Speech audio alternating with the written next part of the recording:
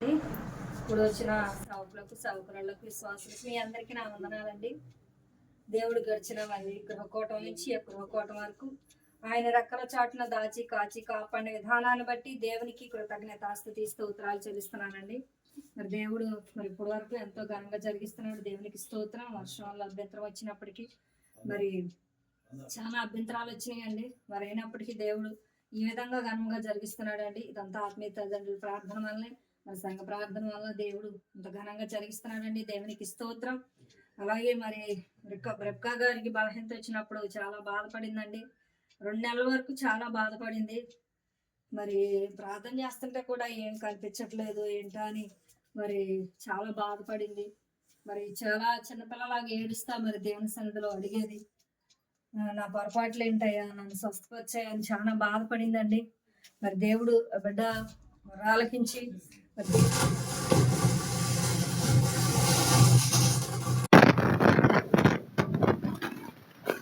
దేవుని కృపను బట్టి మరి ఆ బిడ్డను స్వస్థపరిచాడండి. దేవునికి స్తోత్రం.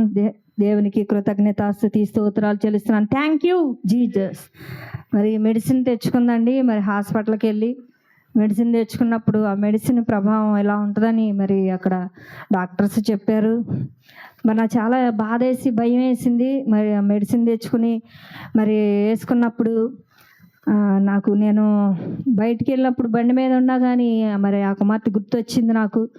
మరి చాలాసార్లు ఫోన్ చేసి అమ్మ ఎలా ఉంది బాగుందా తగ్గిందని నేను చాలాసార్లు ఫోన్ చేసి అడిగానండి. నాకు ఎందుకో ప్రేరేపణ వచ్చింది, బాగా గుర్తొచ్చింది. మరి ఆ మెడిసిన్ వాడినప్పుడు ఎలా ఉందో, మరి చాలా నొప్పి తట్టుకోలేరని కూడా డాక్టర్స్ చెప్పారని చెప్పింది. మరి ఎటువంటి బాధ లేకుండా ఉండి బిడ్డను స్వస్థపరిస్తే నేను సాక్ష్యం చెప్తాను అనుకున్నానండి. అక్కడ మరి మా చర్చిలో చెప్పానండి. మొన్నటి కాల సమయంలో ఆ బిడ్డను దేవుడు మరి ఎటువంటి నొప్పి లేకుండా మరి దేవుడు మరి ఎటువంటి ఖర్చు ఎక్కువగా లేకుండా కూడా దేవుడు ఎంతగానో ఆ బిడ్డను స్వస్థపరిచి సహాయం చేసిన విధానాన్ని బట్టి దేవునికి కృతజ్ఞతాస్తుతి స్తోత్రాలు చెల్లిస్తున్నానండి. Thank you Jesus.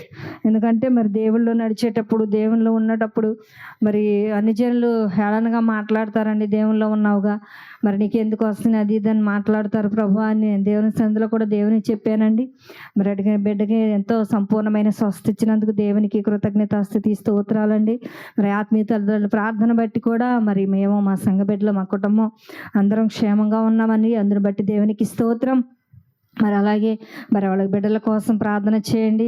మరి భర్తగా బిడ్డలు కూడా మరి పెద్ద కుమార్తె కుటుంబం మరి భర్త కూడా దేవుని సన్నిధికి రావాలండి. వస్తున్నాను అంటాడు, రాలేకపోతున్నాడండి, సిగ్గుపడుతున్నాడు.